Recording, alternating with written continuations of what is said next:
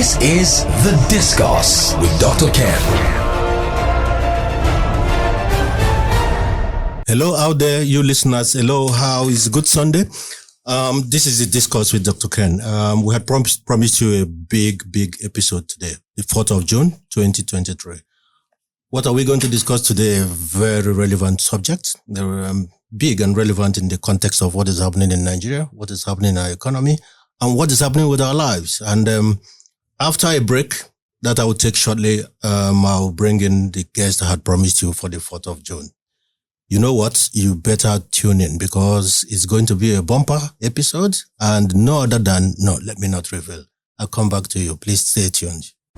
This is The Discourse with Dr. Ken. Our guest today is no other. We're trying to, by the way, it's a Sunday, isn't it? And what do we do with Sunday? We go to church, we have our service. And like they say after service, all prayers end in amen, isn't it? So today we wish you have a good Sunday ahead of you. And for those of us who have started the weekend in a big way, we thought we should bring you a big show to culminate and to bring you a Sunday to life and so that we enjoy the rest of the day. Today on The Discourse, I have a captain of industry, a leader of men. I'm talking of Dr. Biodun Shobanjo. I mean, what do I say? We had promised you that it couldn't be any lesser of a personality for the inaugural. Talking about inaugural, this is a season of inauguration for the inaugural episode of The Discourse with Dr. Ken. Now, Dr. Biodun Shobanjo, some of you would know. And when I mean some, I mean the majority of demographics that are not below 30. Those that are below 30, most of the things that they will hear or have heard are aspirational. And those above 30, they must have learnt a lot because we are talking about a man who has democratized mentoring, isn't it? A man who has done big things in our economy, done big things in different sectors, especially the marketing communication subsector of the economy. Where are we going to talk today? The economy, the Nigerian economy, the economic climate as of today. We're going to take it from what has happened in before. What is Nigeria? Do we have endowment? How have we used our endowment till today? That is hindsight. We talk about what God and nature had endowed on Nigeria. We'll talk about the economy of the 80s and 90s. You couldn't possibly discuss economy with Dr. Biodun Shobanjo without looking into the 80s and 90s, a peep, and that is insight. And then, of course, we'll talk about the relevance and the realities of today and where we will go from here. We'll take a break. I will avail you with our WhatsApp number because you have to be part of this. It's going to be big. It's going to be bumper. And it's going to be educative. But because it's Sunday, we are going to mellow it and mix it up so that you enjoy it in a manner that is a la carte. This is The Discourse with Dr. Ken. So our discourse today, our subject, some people will use the word topic, but I would rather use discourse. Today will be the economy today. And when we talk about the economy, we're talking about the current situation. And then we have a look and peep into the future. We'll talk about leadership in business. And when we talk leadership, people say, culture, strategy is culture for breakfast. So what do they mean by that in the context of business? Then we'll talk about the most important tools of business, which is communication and negotiation. And under communication, of course, you have the right man who will deal with markets, brands, consumers, and how they all come together to give us the scenarios we confront on a daily basis. I spoke or highlighted the most important instruments of business, which is communication and negotiation. We'll talk about negotiation in subsequent episodes, but today we have the best and the most appropriate personality to dig into communication because I wouldn't want to burden Dr. Biodun Shobanjo with both topics, so we'll have much time in subsequent editions. This brings me to what my uncle, FOC always tells me. He said, you don't use two legs to cross a log in the river. And it brings me to, the story he told me. What did he say? He said he prays every Sunday before he goes to sleep. And then what is that prayer? They kneel by the side of the bed, him and his wife. And then because this man was more advanced than his wife, so we made sure that the prayers must be short and very concise. And what does he say? He said, keep it single and keep it focused. So he says, oh Lord, please give us the strength and direction. And the wife interrupted. He says, shut up, FOC. Please, when we are praying to God for prayers before we go to bed, ask God to give you the strength and leave the direction to me. So today, I think Dr. Biodun Shobanjo will give us this strength and now provide the direction. I'll come back to you with the WhatsApp lines. I'm sure, some things are buzzing already, but How did you know? Okay, you must have researched, you must have searched us and know the lines. But the WhatsApp line will be 09092172973. I take it again, 09092172973. All your questions, all your inquiries, all those inquisitions you have around this subject and more, please bring them on. I'm going to select because we just have 1 hour thereabout for this program. So what is germane, what is relevant, I will bring to the table of Dr. Biodun Shobanjo. We'll come back to you and go right straight into it. Please stay tuned. This is The Discourse with Dr. Ken. You're welcome, sir. What a privilege and a pleasure sitting in front of you. Like I said in my intro, it couldn't have been a better personality. So we'll talk about the economy a bit. We'll bring it down. It's a Sunday, so that we don't make it very difficult for people to process and digest. So just economy generally. But before I go in, there is this saying that is ascribed to you. And what does it say? It says, if we create and deliver quality value on a consistent basis, fame and fortune would follow. What were you thinking when you said that 42 years ago? Well, I believe it's very straightforward. First of all, Ken, let me say good afternoon. It's really indeed a pleasure and privilege to be here. This brings back memories of, should I say, almost 60 years ago, when I first had a stint in broadcasting myself. So sitting in this studio, all sorts of things, all sorts of memories are rushing back to me. I did say that it's a privilege to be here. Me being your first guest on this program. And I hope that we are able to sufficiently interest our listeners so that they can stay with us for the next 1 hour or so. Thank you very much. So, 42 years ago, or going to 43 now actually, when I came up with that statement, it was clear to me that quality standards, consistency in the production of quality, the quality products that we deliver to our clients would determine whether we failed or succeeded. So it was important for everybody to understand that as part of the culture that we were trying to build at the time. And I think looking back 42 years, almost 43 years, it'd be fair to say that the apostles have followed the mantra that was set 43 years ago. Fantastic. Because that struck me. By the way, I didn't hear it for the first time. I had it 26 years ago when I encountered that. And at the risk of sounding modest, some of us modeled our life, and when I mean life, both personal and business life, along those lines. The result of which we leave for the jury, which is out there.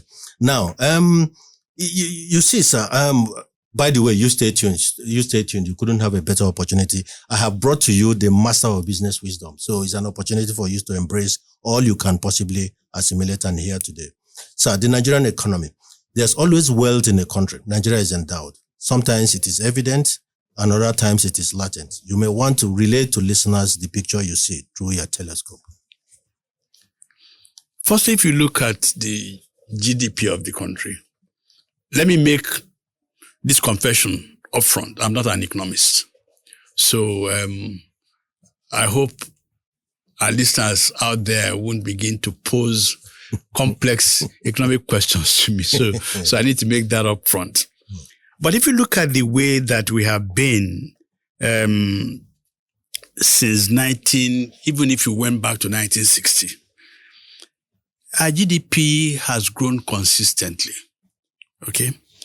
And if we had been able to manage everything that we had properly, Nigeria would not be lying prostrate as it is today.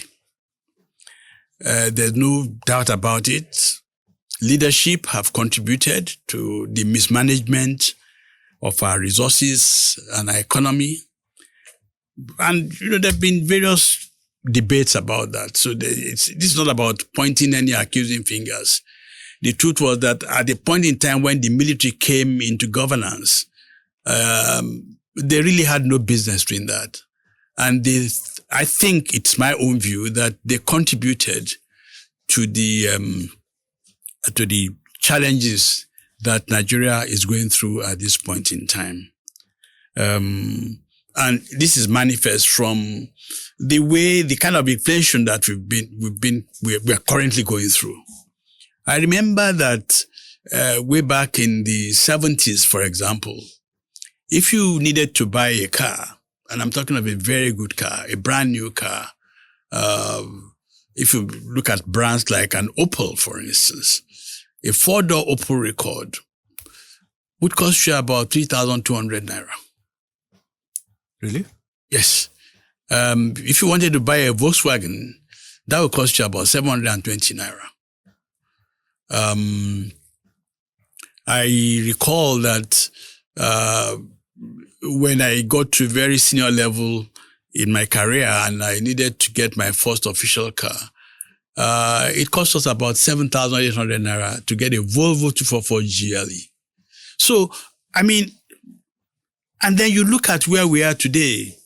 How much would it cost in the 70s and 80s to get a ticket to go to the United Kingdom? All right? 520 naira.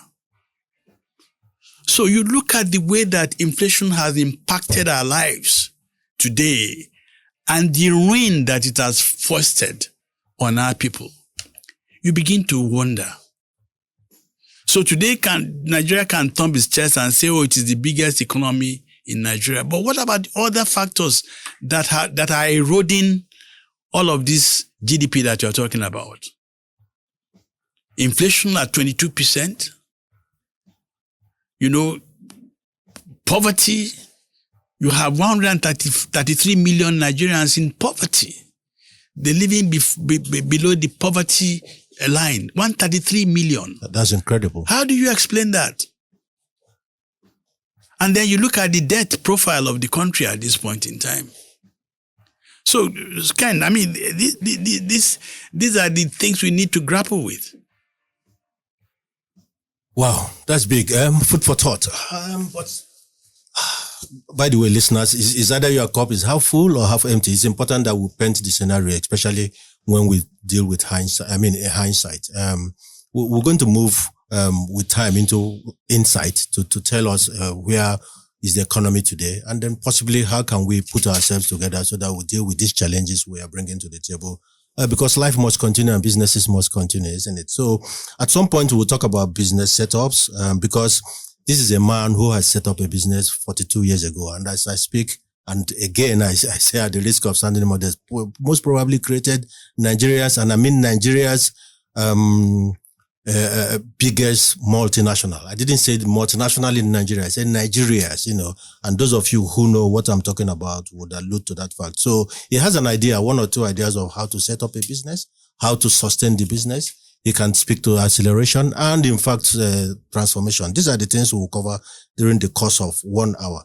What did I say and how did I describe him? A master of business wisdom. So it's right an opportunity, whether you're young, old, or in fact as advanced as Methuselah, to learn and unlearn. Because what is life generally is about intellectual curiosity and contemporary relevance. So these things, if you bring them to the fore and combine them, you probably will begin to uncouple and begin to profile solutions to these sophisticated and very difficult challenges. Now, sir, we're going to talk about landscape post-COVID. But before I go in there, I had mentioned about setting up businesses. Well, because, a young chap or lady out there who is still thinking, how do I bring all these my ideas to life? In these circumstances, do I just pack my things and run away? We've seen that. By the way, we'll talk about the Jacques syndrome in the course of the conversation. But do I just pack my things and run away? Or is there light in the end of the tunnel? Or, yes, there are adversity. There is a predicament of a picture we have created. But are there opportunities there? And if there are opportunities, how do we begin to think once the idea of setting up a business comes to mind? So business setup, what are the things? What are the build-ups that you must concretize in your mind, sir? Ken, I think, truth is, anybody who ventures to start a business today, and I'm not talking in the area of technology because that's different. A lot of things can happen in that sector. But really setting up a business, the first challenge you have is that the infrastructure for success is not even there. That's the first challenge you have to contend with. And I'm talking globally now. I'm not restricting this to our kind of business. Okay, sir. So, if for example, somebody says, I want to go into manufacturing. I'm just saying, how is it going to survive? The infrastructure for survival is not there. Start with power. There's no power. All right? Look at corruption. Corruption, we are totally surrounded by corruption, in terms of just getting started. Because you would find that all sorts of tariffs are being thrown at you. Some that are legit, some that are not legit. All right? Then, how do you also access the foreign exchange that you would need to bring in machinery, raw materials? Okay? As I said, I'm talking globally now. Globally, yeah. Now, if you were to look at the service industry, for example, where people like us played for some time, one of the challenges you're going to face is manpower. Because in the service industry where knowledge is what you sell, all right?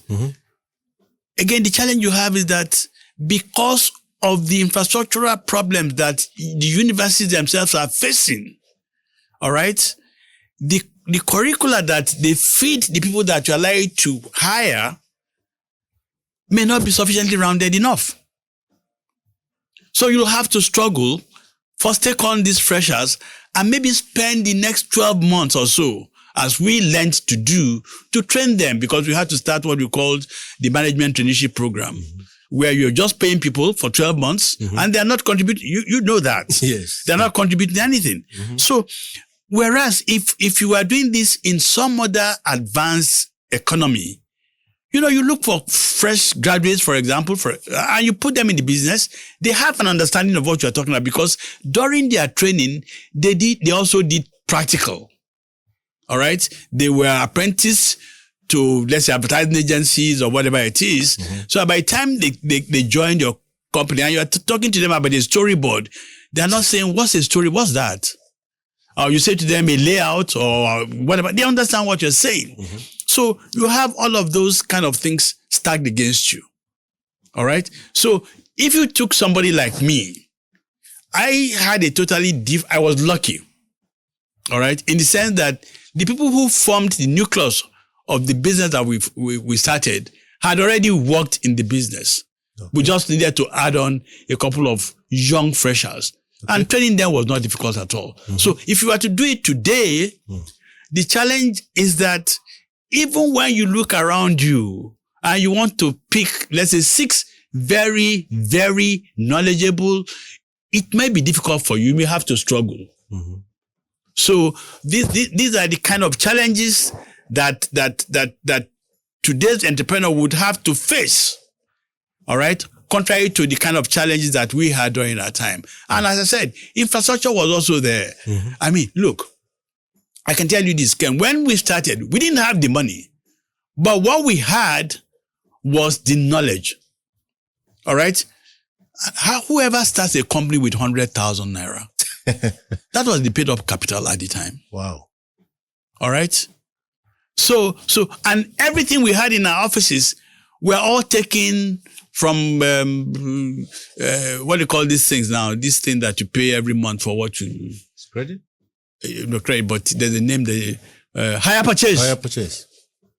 Hire purchase was available in Nigeria.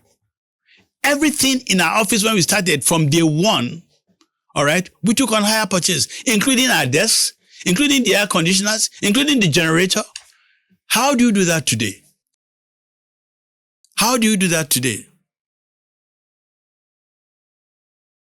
And I know that up until a couple of years ago, there were companies who were offering hire purchase for these things, but they had to stop.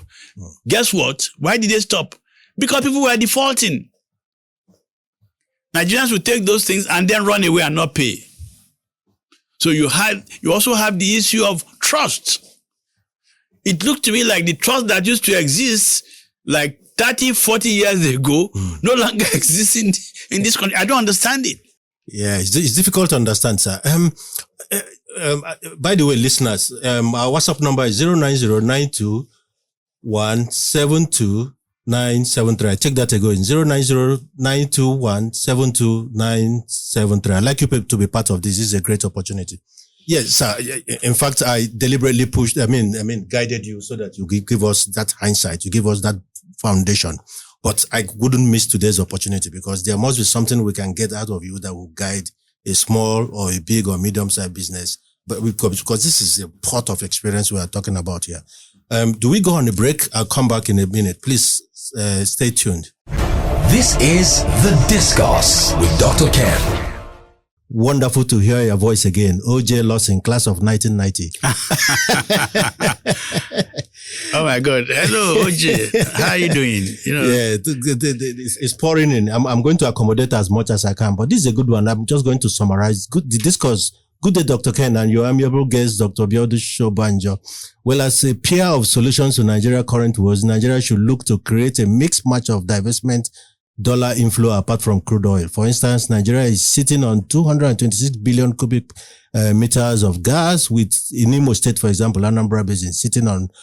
Now he's going into gas. He's going into oil gas. These are potentials. I had promised that would disaggregate what the issues are. And then from issues, we are going to solutioning. And you don't have a better person to do that. So I'll come back to that. Thank you very much. And thank you for your feedback. And I expect more and more to come. So we are going to go into Nigeria now. And then you can tie it to global trends. And I'm talking about the landscape post-COVID. We all know what COVID did to the global economy and what it did to Nigeria. What was the reality during COVID and what has it brought to the table? Major disruption in business structure, business architecture, and well-being. And what is on the table now for businesses? Revenue pressure, margin pressure, talent loss. Did COVID feel to you like the end of times? Initially, yes, but the human mind would always overcome. It was during that period, for example, that I launched my autobiography. Wow. So what we did was to do a mixture of live and virtual. And it was a very successful one, and it was global. Mm-hmm. So what it did was to open new opportunities. It enabled people to think. And in fact, it's now become like part of us. Businesses are running as if there was no COVID, but there's a difference. The physical infrastructure aspect is now being reconsidered. In fact, just last week when the change in fuel prices came up, management in various organizations have said, okay, all right, to give the relief, since government hasn't said anything about palliative just yet, but to give relief, various managements are saying, let our staff work from home. Rather than come to work every day, they can come twice a week. So they save on cost of transportation. So all I'm saying here is that, Ken, look at the US economy. Last week, end of last week, they were saying that the amount of employment that was generated was so totally unimagined. In the millions. All right? And they are also operating within a post-COVID period, isn't it? All right? Whereas here we are in Nigeria, struggling, all right, at 33% unemployment rate, So we just need to think properly. What do we need to do? What do we need to do differently? All right? And to be honest with you, because there's pressure on everybody, there's a race to the bottom line. You have to do everything that you have to do to ensure that your business operates profitably. All right. So all sorts of things are happening. People are looking at mergers, looking at more mergers, for example. Unfortunately, people are also saying we need to relook the kind of talent that we have. Can this sort of talent that we have now deliver to meet the fresh challenges that we have? So those are the kind of things that organizations are contending with. And do we need to change the process as well? All right. So that you become leaner. All right. You become more efficient. Nimble. You become more nimble, and you bring in people who can think out of the box. Some people even say eliminate the box if you can. Possibly. Possibly. So those are the kind of things that are going to be happening now as we go forward, as you even begin to look at technology. Because, I know for a fact that in a lot of organizations, they are hiring people who have more than the knowledge that they have acquired in school. So the fact that you read whatever it is no longer important. Okay. All right. There must be add-ons. What else do you know? Skill. All right. What else do you know? So that you are not just performing one task, you can perform 3 or 4 tasks. Okay. That's the way the world is going now. Okay. And all of this, if I have been exacerbated with the advent of COVID. Fantastic. Wow. It's a Sunday, listeners. We're going to find a way, do some way balancing to melee. And by the way, before the program ends at the third quarter of the program, we're going to allow our guest tell us his favorite song. And of course, give us a Nigerian or African proverb just for the week, food for thought. Now, there's a message here. It says, "Hello, Ken. It's good hearing the Grandmaster's voice once again. I hope he would avail us this new administration, but he will avail the new administration." No, he's not available. Our guest today is far gone and far retired. But of course, like I said, this man is a master of business wisdom. They know where he is. You know where it is, whether you're small, big or big time businesses. Now, WhatsApp number 09092172973. There's another message, isn't it? It's saying, "Hello, Ken." He said, "I still remember Dr. Shobanjo at his house on Okpebi Road growing up. I'm working now, even though it's a Sunday, but I have left everything I'm doing. I will listen to the end. Abimbola from Uganda." What a Sunday is turning out to be. So, now I'm talking solutions before I go into leadership, and I will take you into the area where you're a grandmaster, which is the nexus between the market, the brands, and the consumers. But that will come after our major break. But now I'm talking solutions. Now, because what do we do now? Do we need to subject all business operations to stress tests? Do we need to make sure that all costs must translate to outcomes? Do we need to ensure that financial health becomes the primary responsibility of the CEO, not just the CFO? And then how would anybody running a business now behave? Does it mean it's now zero tolerance for subpar performance? And what's the consequence for actions that are in opposite direction? Okay, Ken, like I said initially, today it's raised to the bottom line. So you're looking for people who are going to adopt the attitude of road not traveled before. Wow. Okay, number one. Number two, any business that anyone wants to go into today, all right, must be future facing. If there's no future in that business, don't even contemplate it. Number two is that the consumer has become more than a king. Before we used to say the consumer is king. He's much more than a king now. Everything is about him. And if you look at the way that everything is going globally, you'll find that it is this consumer. Just look at e-commerce. You cannot believe what companies like Amazon are doing to ensure total satisfaction for that consumer who orders anything through them. You cannot imagine. So everybody is talking about Elon Musk. What does he do? He puts the consumer at the center of everything that he does. Be it the car, the electric car, whatever it is the consumer. Make life more comfortable for him. All right? Let him choose your brand.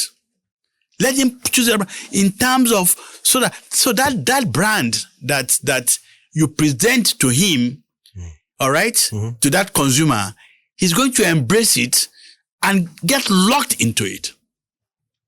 And of course, they're also using technology to track this consumer, as you and I know. You know that, this is way back now, Ken. In retail outlets, in developed economies now, if you take a city, they have mapped out because they've mined all of the data and they've analyzed it. All right. When they distribute goods and products to retail outlets, they know which sizes, which types, which colors to take into particular areas of the city. So that those things don't see that you don't take the wrong products to the wrong part of town. All right. So all I'm saying that it's about the comfort of the consumer. All right. And for us to do this and ensure that we run profitably, Ken, we need to look at the overall performance of what we ourselves deliver. All right? Because like I said earlier on, we are looking for increased revenue. We are looking for lower operating costs. We are looking for more efficient workforce. We are looking for total satisfaction. All right? At the heart of everything must be total satisfaction between you, the service giver, and the person who is receiving the service. So there has to be a totally different mindset in the things that we do now, opposite where we are coming from. Fantastic. In fact, as you were reeling them out, I was writing. I don't know about you listener, because there may not be a second opportunity. Dr. Shobanjo had just said, he said, listen, the strategy for growth is not rocket science. It is changing mindset, seek knowledge, upscale and acquire new skill sets, leverage technology and social capital. And what more? Okay, there's a message that's coming. It says, as a young man in my mid-30s, trying to start a business, what will you advise me, especially traveling a road not traveled? Can you explain this road not traveled more? I know that question will come, sir. You remember we discussed this extensively in your office when I was discussing the need for this invitation for today's program. Yes. Basically, all of us are used, particularly people like us who've been in business for a long time. You want to operate within your comfort zone. So the solution that you always prefer is, this is the way that we used to do it. Okay. So that's safe. You walk through the safe route. But today, as I said, you don't even know the consumer because it's changing. This consumer has so much power now. And what has done that? Technology. He has a phone. He can access so much information on the phone. All right. So if you want to prefer solutions to him, you must think ahead of him. There's something that we call the consumer journey. Yes. You have to be ahead of this consumer in that journey, which means that first you must be more knowledgeable. All right. You must understand things that are happening around him and that things that are happening globally as well, because the entire world has become a global village. So don't say to him, oh, I will deliver you a Nigerian solution. The consumer is not going to accept that. He says to you. So therefore, what I'm saying is that the road not traveled before is one, it's very explicit. It is something that somebody has not done before. Consistently, you must prefer solutions so that you wow the guy. Says, oh my God, I didn't think of this. And I have found out that the guys who tend to deliver the road not traveled before are those who are totally alien to the business area. Disruption. Yes. Because they bring a totally different perspective to what they're doing, to the way they're thinking. All right? Because don't forget, as I said earlier on, that individual has knowledge. He's very, very vast.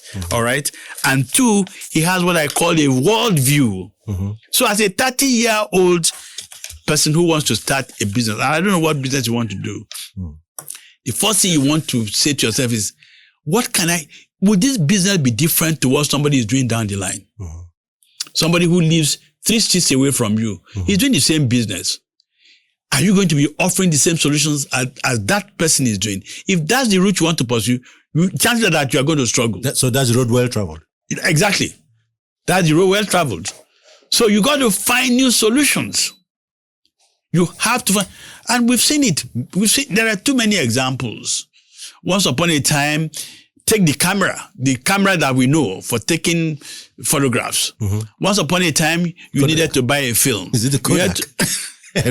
Kodak comes to mind. You buy the camera, yes. You buy the film, then you take the pictures, you take it to somebody to develop. To laboratory even. Yeah, they take it to a lab. And they have to come back in 2 days.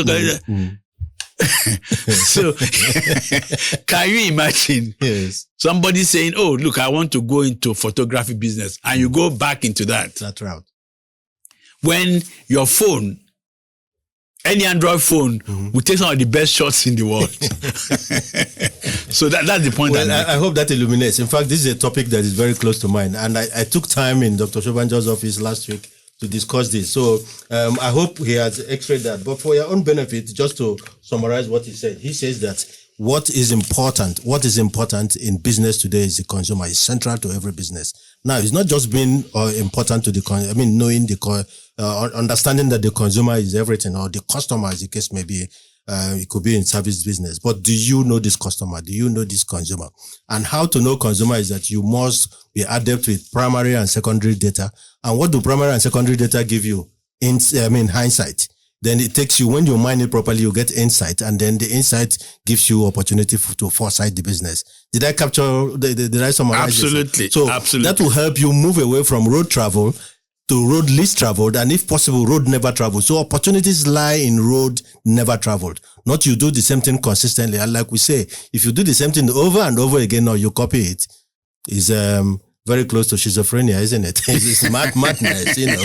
So things are hard. And he said, how do I achieve this without capital? So the driving force here is knowledge. I want to believe that is the case, sir. Well, at the heart of everything, you still need some capital. Let's be honest about it. Particularly in today's environment where there's no infrastructure, as I said earlier on. So he needs some infrastructure, but what is critical is knowledge. He's got to be able to. You got to find people who can add value. They also should have some skills in the area you want to go into, because that's also very, very critical. Because like they say, a man who cannot play a piano cannot play a piano. Whether you give him a grand piano or you give him, So you need to firstly be sure that you understand what you want to do. Fantastic. Listeners, I have a myriad of questions here. They are pouring in. Our WhatsApp number again is 09092172973. Yes, we welcome as much as possible. I'll take the ones I can take, especially those that are relevant to today's conversation. One is saying here, sir, it's over 40 years. It's good to hear from you again. So in our over 40 years in marketing communication, Nigeria ad agencies been adequately compensated for their creativity. Have agencies, we'll come to that when we talk about communication. So we'll go into leadership, because we're not talking just communication. We're not talking business now. We're not talking when you talk leadership, what comes to mind for me is perpetuation.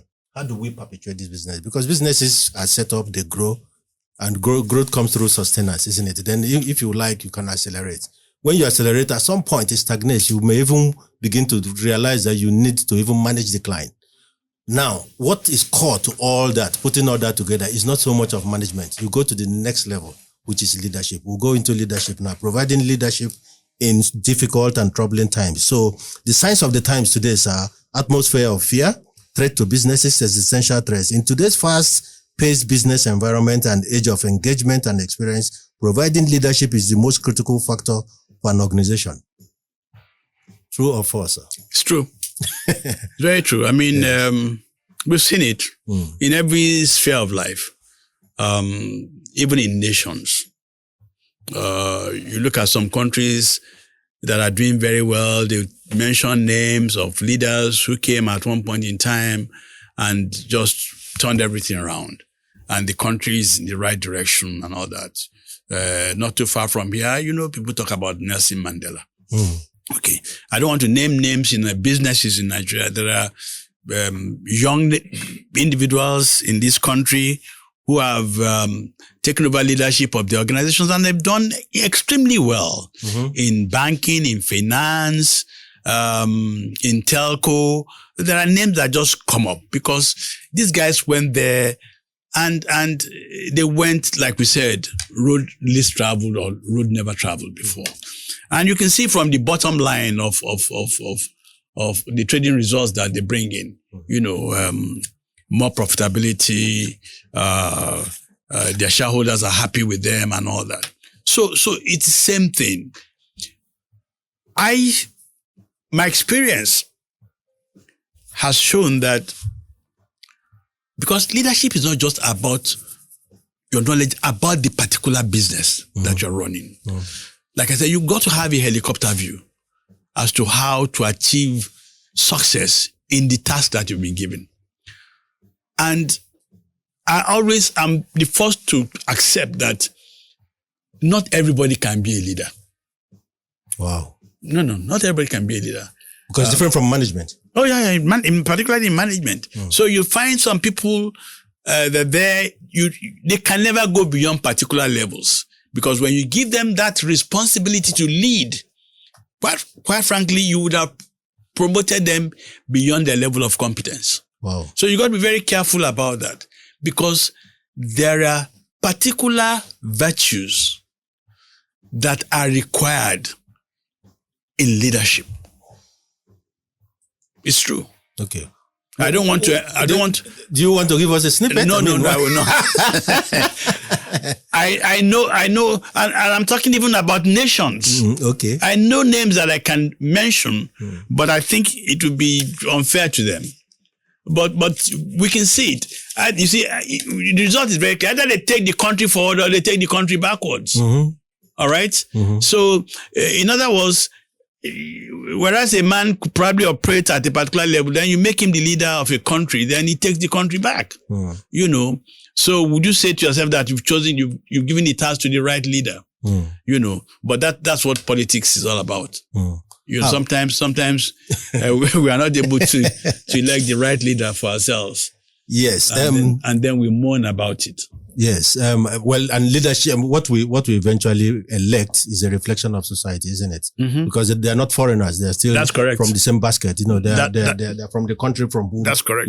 We pick those candidates and then they come. So but you see again, in the case of a lot of developing nations, the irony is that even their own people do not even know the values that are required for leadership. So in electing whoever leads them, all right, and they usually pay a price for it, they are so ignorant in choosing whoever it is that they choose. Yeah. That's my observation. Okay. Yeah, fantastic. Now, there's a very interesting message here. As I say, good afternoon, Dr. Ken and Dr. Shobanjo. What an exciting discourse. Of course, I know this name. Stanley Amuche is a top banker. He's saying, as a banker in today's world, especially concerning the issues around customer journey, can you please, I know that customer and consumer for bankers really, is an area. In fact, I'm going to deal with it a whole day, finding somebody who would illuminate on that. Because the consumer, like sir, and customer in the fast-moving consumer goods segment is different from consumer in the financial space. And you can see a top banker here is saying, how do I lead this consumer on this journey you're talking about in the financial space? It's very simple. It's very difficult. The ability to deliver to that customer 100% all of the time. But is that possible? Where you know that the infrastructure is going to play a very critical part. Where you know that JAPA is going to play a very critical part. Yes. Yesterday, I was trying to do a transaction online with a major bank. I couldn't get through. Wow. The system would just not go. I give you an example. So I take it out of the realms and whether you like it or not, all of these things build in the mind of that your customer. Because where you sell service, it's even more difficult where you sell service because banking is a service. All right. The guy says, I can go to bank B or bank C or bank whatever. all right, they would try and satisfy my need 100%. It is even worse where you don't deliver to that customer. You don't even communicate with him. You do not let him know what's going on. You do not apologize for your wrongdoing. As indeed I had an experience, not with a bank, a service provider. Basically, I said, call them. I said to him, can you help me install solar panels? And, it came out and I paid for it. Now, in installing the solar panels, they drilled holes in my roofing sheets. Wow. In my roof. So I started experiencing leakages. Would you believe? I wrote the managing director of that company saying, this is what is happening. I have tried to bear this, but now it's come to this level. All right? What are you guys going to do about it? I'm going to call another roofing sheet company, very good roofing sheet company. They've come, they've looked at it. So how do you go about it? Till today, I have not gotten a reply. Wow. No feedback. No relationship. Zero feedback. Now, that company advertises regularly. That company, all right, has a high profile in the marketplace, or so they think. But you see, if they continue with that attitude, they'll be out of market sooner than later. Just a question of time. Of course, that's the whole point. That when we deliver service, and I said it when we started this conversation, the customer is more than a king now. So whether you're a bank, is the reason for being. Of course, that's the reason for being. That's your reason for being. You cannot take your customer for granted. All right. So would I use this bank, opposite bank, whatever it is? It's all going to be based on the experience that you have. Wow. This is a lot to process. But again, it's a Sunday. We have all the time. But when I talk of time, we just have 15 minutes more time to go. The producer is reminding me 15 minutes. Can we pack all this? We'll try. But we'll take a break now. And you please stay tuned. I can promise you a lot more goodies about to come your way. This is The Discourse with Dr. Ken.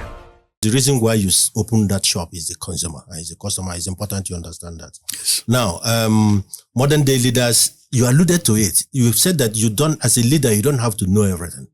So modern day leaders don't have to be Renaissance men and women skilled in every part and branch of knowledge. Leadership should be about delegation, coordination, implementation, deliver, and create brilliant environment for performance. I have listened to you in many lectures, in many platforms, and in fact, live for several decades saying these things. But it is important we emphasize that.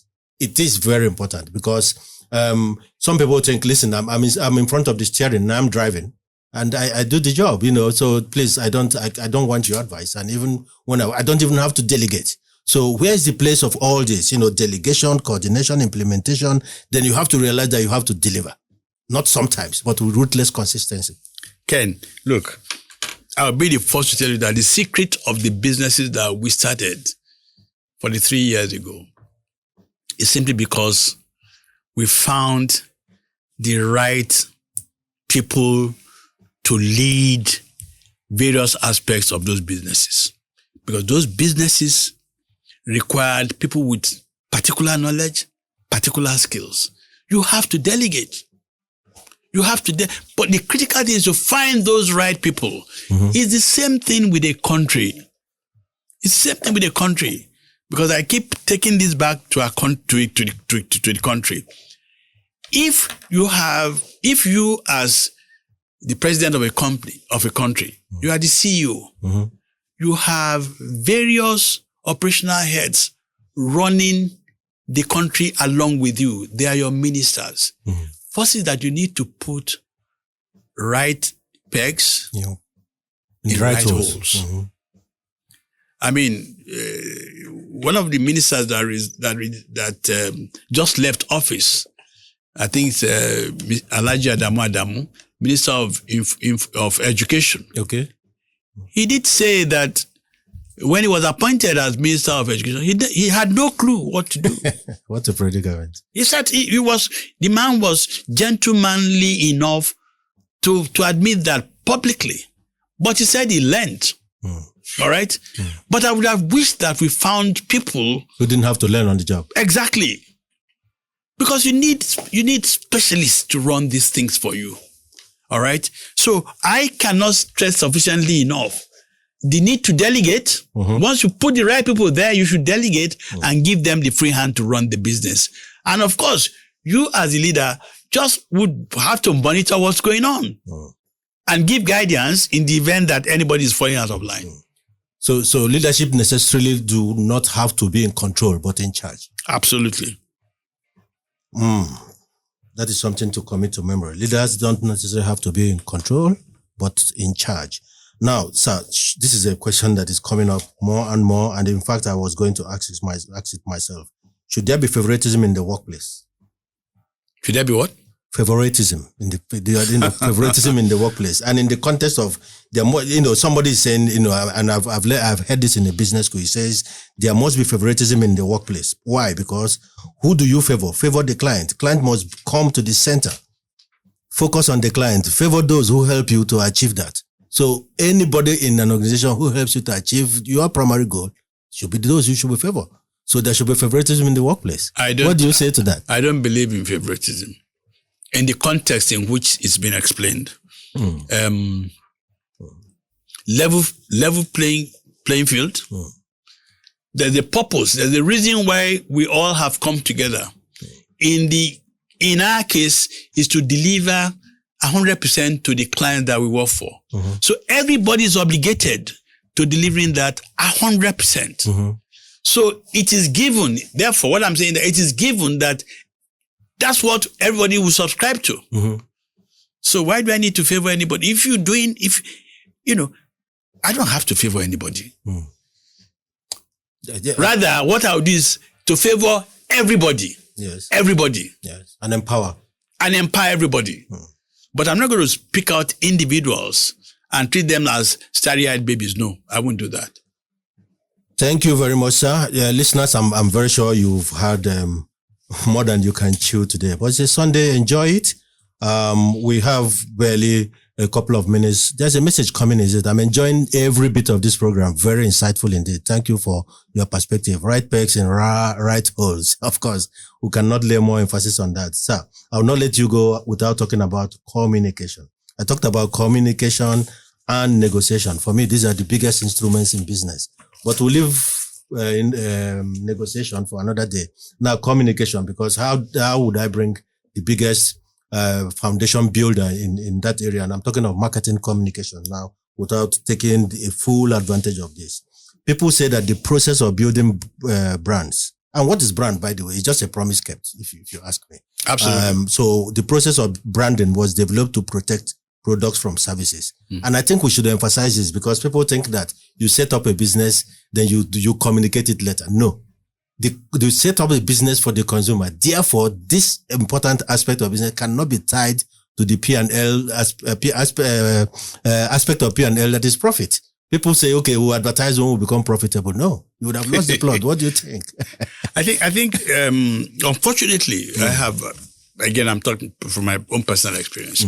As a young man in the profession, when I started, it was the case that literally all the clients that we worked for in those days, they prioritized communication, the building of their brands and communicating with the consumer.